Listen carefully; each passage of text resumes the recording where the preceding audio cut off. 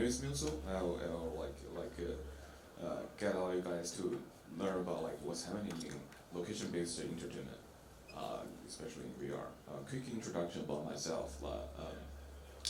My past experience composed of like three very different parts. Like the first one is about like a technology XR.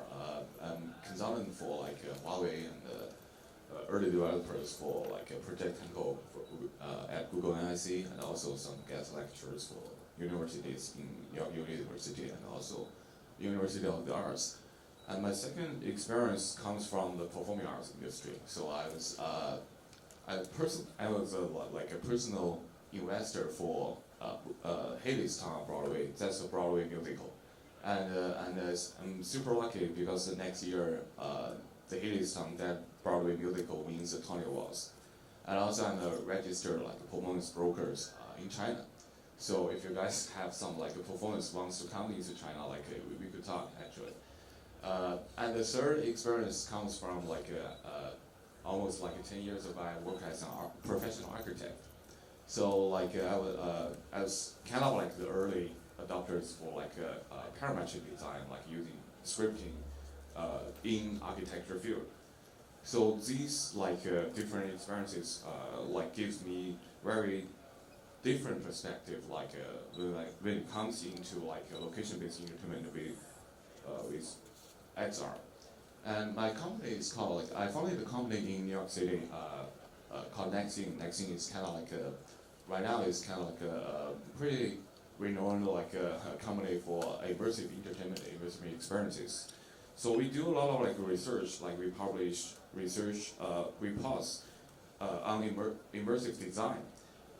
So we released some like reports previously on immersive design, also like digital production, virtual production, all the kind of things. And we also produced some immersive experiences in China. For example, like this one, Phantom Detective is right now is if you visit Beijing, you could like buy the tickets and the experience. It's like an immersive theater piece.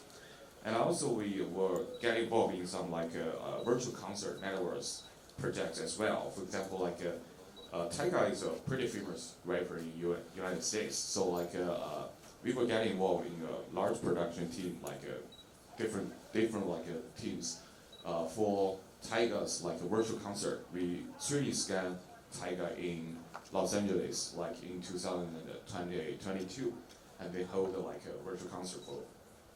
So these are all my experiences. So in terms of the experiences, like we produce not only like a real world experience, but also virtual world experiences.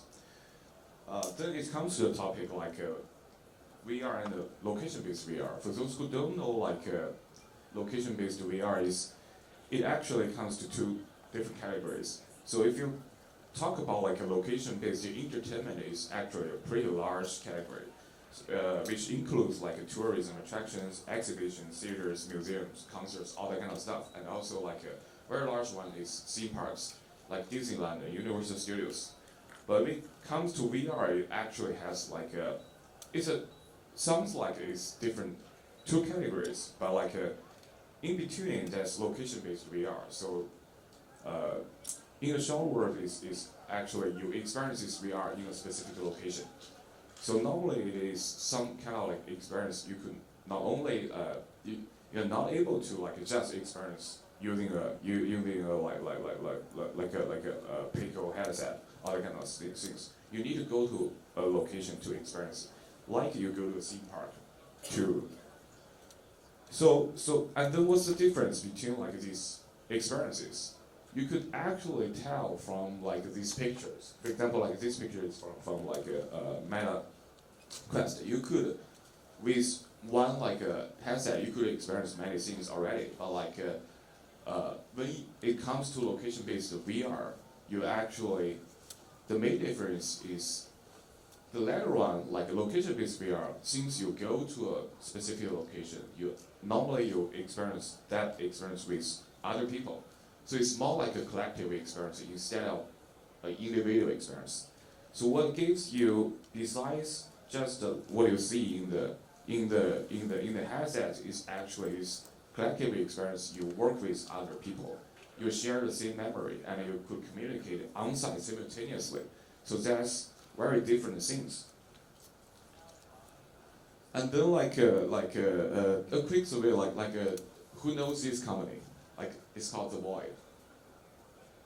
Okay, only two people in the know this company. Okay, I'll quickly do a introduction. Like this company, when it talks about like a location-based VR, that's really like a superstar, like 5 or 8 years ago. The reason is like this company is founded in 2014. When it comes out, it's a blast to the entertainment industry because like when people will experience something they will never experience. For example, like the Star Wars experience in VR, and then go to a place with their friends and families. So they will spend 30 minutes in the area they provided, and then you transport yourself into another world and to experience that things. So when it comes to the market, it's a blast, and they got the investment and also IP license from Disneyland. And I think when it becomes big, because like in 2016 they opened their flagship just outside in the Disney Park. So it becomes very successful at that moment, and it starts to expand to the world. But in 2020, like this company discontinued because of first of all, COVID it's a thing, and also like their investment for production is really high. So their their cash flow is not that healthy. So they discontinued this company, and also for location-based VR, that seems everybody will raise a question mark. Will it really work? Like companies successful like this will also face their failure. So it comes to this like a hype cycle. We joined this hype cycle for IVVR. For those who are familiar with like the Gartner curve, like it's very similar to that one. So I think like at the very beginning when VR comes out, and then when people in the entertainment industry, location-based entertainment industry, they saw this opportunity, and then the voice comes out, it becomes very successful, start to expand to the world, and then the COVID comes, like everything everything like turned to the other side, and also like many companies in location-based VR, they really had a hard time. But right now we saw a new opportunity, and we already saw many evidence, and I think it's pretty important to for the Asian market right now, because when I come here I didn't see too many like these kind of cases, but it's already very successful in China. So when you saw this curve, like you will think about like where are we right now, and then I will explain where are we right now. From our experience, if you want to do a very successful location-based entertainment project, there are 3 key elements. The first of all, you definitely need to have a very good content. For example, like you have like a Disney IP, the Marvel IP, all that kind of things to support. And then since it's a location-based business, you should have a very good location to open that store. That's something very different from the people who are in the VR XR industry. They will not consider that too much. And also technology to enable you to have this kind of like a VR content in this location. And right now, the curve is changing is because we noticed that there is a trend, like the technology is driven the business model shift. So it enables location-based entertainment VR to the next level. So because of this technology, there are some like a business model shift even. For example, this picture is taken from the Void UK when they are still open in UK. So we are running in this kind of like a theater model. So you could see like there are only 4 people could play in a group at a time. So they will spend 30 minutes in a place.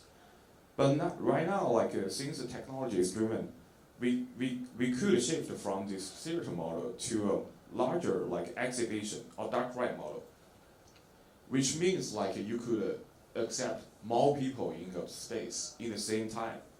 So And there's also innovations in the management, which means there's no reservation required. So you could just drop on and goes in. It's just like seeing an exhibition. So you could imagine the traffic is the volume is different.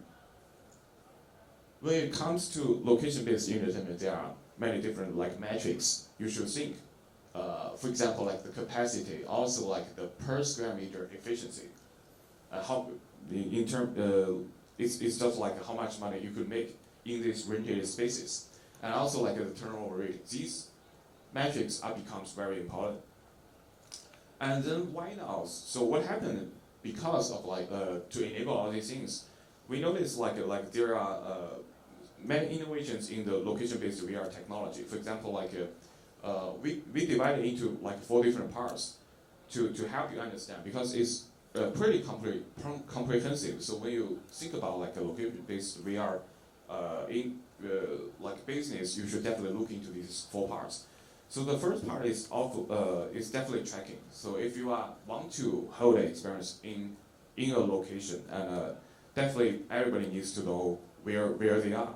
And then the next part is telecommunication. For example, if you have a stable network to transfer simultaneously in this location, all these data, and also computing power. If you have enough power to support the rendering, the computing things, and also display. So we will dive into these 4 parts one by one. So before, in terms of tracking, we normally for LBVR we will use outside-in tracking. So a limited space, you have some trackers, and then it could only support a very small location with very small group of people. But right now, there are very good solutions provided by HTC and also Pico. They have this kind of integrated location-based service solution for very large space. For example, they could support the area 33 meters by 33 meters, which will allow you to track a place of 1,000 square meters. And also they have the markers on the wall. So from previous images, you could see there are markers on the wall. It gives you the tracking capability, and also with map sharing, you could have a lot of people inside one space by using the same map to experience the same thing. So these are the first innovations in the tracking, and the next is about telecommunication. Before we are using the Wi-Fi 5 or Wi-Fi 6. Right now, as we step into Wi-Fi 6E and also Wi-Fi 7, the communication part capabilities get much stronger, and also the bandwidth. Especially if you are doing the location-based VR business, when you talk to someone in terms of a franchise, they will require you to have at least Wi-Fi 6E to support this. The spatial streams is one of the most important metrics. For example, for very heavy interaction. For example, if you are shooting games, you requires very large bandwidth and also concurrency things. For Wi-Fi 6E and 7, you will have additional bands 6 GHz. So that's something enables you to do this kind of telecommunication. When it comes to the next part, it's part of computing. In terms of user's experience, the most important thing is whether you have a line, whether it's tethered or not. So right now, as the HDM, all these kind of headsets, they are integrating. So some you could even develop some running on the standalone displays, and also you could be streaming locally from a PC to. In other words, actually for some experiences, you don't have to be tethered to a place, which limits you the movement. So in a very large space, you could now imagine people will just walk as in an exhibition. They could walk freely. And also the last part is about display. All the major headsets right now reach to the level of 4K at least. So when people saw this content, they will see, okay, this content is good. If you are a 2K or 1K, they will feel terrible. It's cannot reach to the mass market.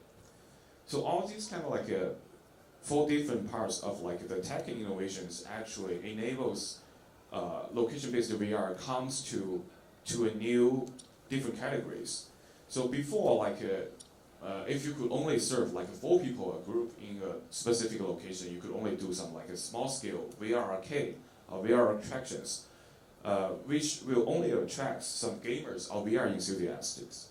But right now, since you could serve a large space with good content and very freely you walk into that space, so it actually enlarged the category. For example, like VR escape rooms we saw, and also like the battle arenas, and also like exhibition museum. These will attract more people. For example, like exhibition goers, museum goers, and also you could like family gathering, company team building, all these things. It actually opens up to more people. So this kind of like a technology innovation will change, like enables location-based VR from niche market to the mass market. So that's a huge opportunity. And then in terms of like the content, we will see like what's happening really right now. We did research about like the whole Europe and the Western world. Kind of like we noticed one thing. Definitely there are some brands already pretty famous. For example, like Sandbox VR, they have. I think they already like have at least around like 30 to 40 different locations across the world, and also zero latency. These tools I think that you could both like experience in Singapore. So these are already global franchise companies, but we saw some like new companies coming out in Europe as well. Like they founded the company just in I think less than 3 years, but they are quickly expanding across Europe as well. For example, like there's one called Lighting VR in Netherlands, and also like the Power from Belgium. And also another elements we saw is because the quality and the tracking of the technology is good, they start to attract the mass public, the younger generation. For example, there's one company called Otherworld in UK, in London. They already have a lot of stores. They are adding this plus a bar, so you could so friends will go there to order a drink and then play VR together. So these things is becoming a very good like a social space to VR. And then like when it come, we notice as I mentioned, like the technology innovation, there are companies are doing really VR exhibition or museum attract a lot of people.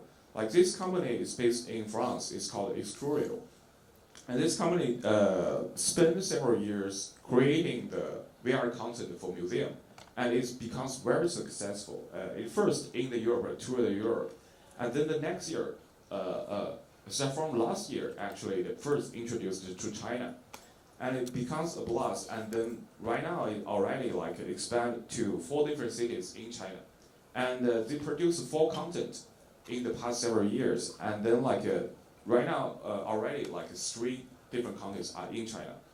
So we saw this kind of like a VR exhibition museum trend starting from Europe and comes to the East. And then I'll introduce the China landscape. Right now, I could use the landscape to describe the China market. You could see like there are many players in China right now. For example, the largest one is from like the Metaverse project is a local company in China, in Shanghai, and they introduced this like Excurio's Horizon Khufu to China. Then how successful? I could give you the numbers. For example, like they started in 2023. First started in Shanghai. They have a space of 500 square meters, and then like in less than a year, they actually welcomed like 100,000 people to this kind of experience. And also like you could do a quick like a calculation. They actually earned almost like $4 million in less than a year. That's only for one project. And right now, these things is duplicated to different cities in China. So you could think about like the scale of the business. So right now it's in Shanghai, Chengdu, and Xi'an, and Beijing, and they are also like alongside these museum things, they are also doing merchandising, all these kind of things. And And then the experience next, content is also introduced to China. And also the third content is introduced by another company in China, which is a pretty large company as well, like the Eternal Notre Dame.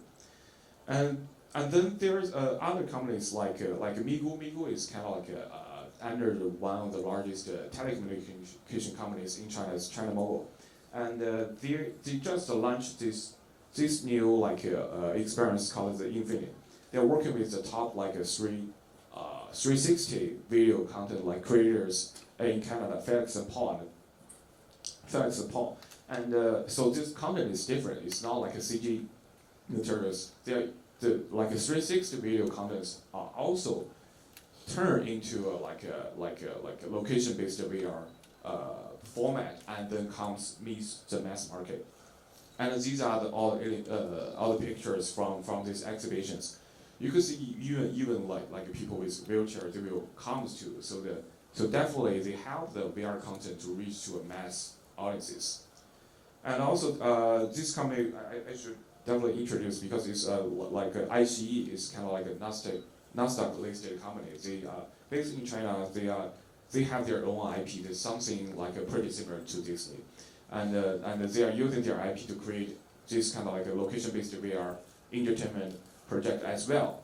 And you could see we saw some of the elements from the Void in early stages. So they have very good experiences to the younger generation.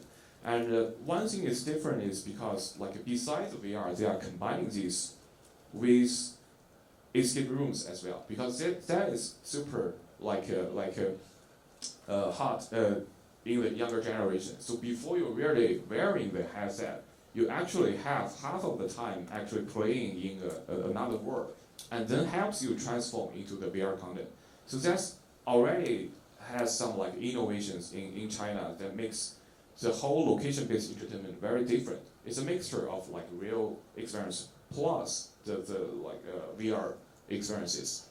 There are also other companies in China, purely not that large company, are also doing their own content, their own IPs, but in the form of a location-based VR, and they are getting popular in Shanghai as well.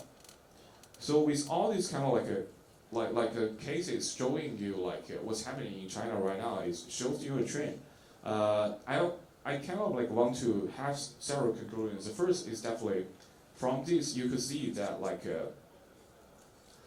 location-based VR technology innovation has already changed many things. They are expanding the use case, and also inventing the new business model, and also turning VR from the niche market to the mass market. And I also want to referring to the PC era, because in PC era, everyone knows when the personal computer first come out, it only limits to a certain market, only professional people will use it.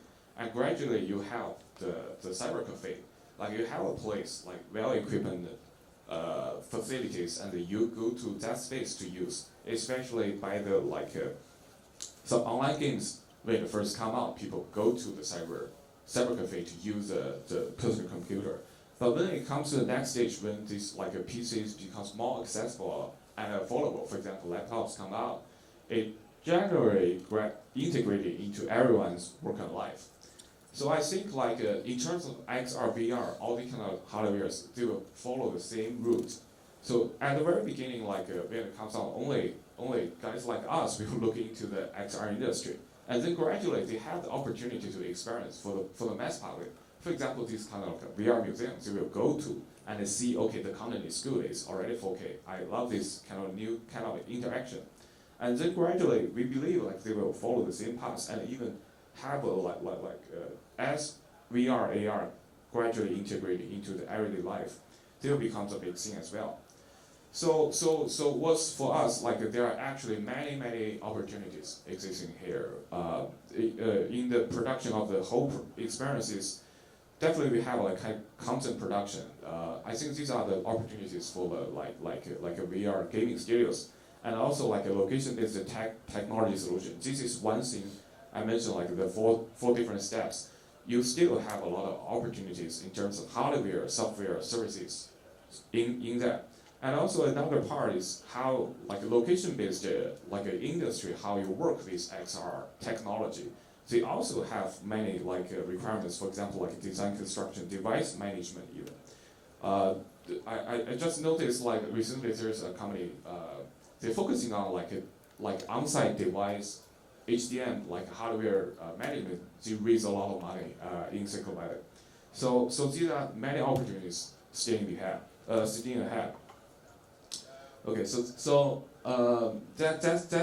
my presentation for the day. So I think it will give you an insight about our observation on what's happening in location-based VR. And for us, we are doing the location-based development services consulting as well, and we have our own location-based VR brands. Right now we are doing the production as well. And if you come to Shanghai in around October, probably you could experience our brands like location-based VR internet as well. But if you also have some questions about services, all that things, you could reach to us as well, because we also want to introduce some things to the China market, and also have some experience comes to the Southeast Asia as well. Okay, that's all. Thank you. Anyone has questions? Yes. Before we move into questions from on-site, we actually also have a question from the Whova app. As by the way, quick reminder to all attendees, on the Whova app for each session, you can also submit questions, which we'll look to first, and then we'll handle any on-site questions.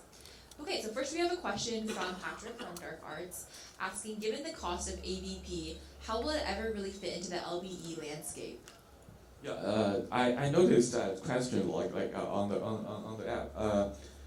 I could share even in China there's one company already using AVP in location-based VR. They tell me AVP, if you the thing is if you simply do a comparison about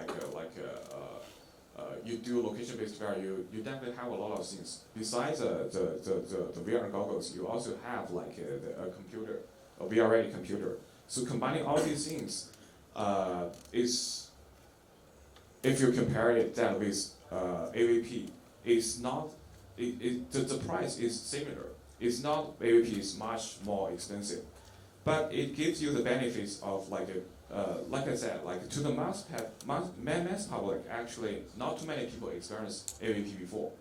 It becomes a very good selling point.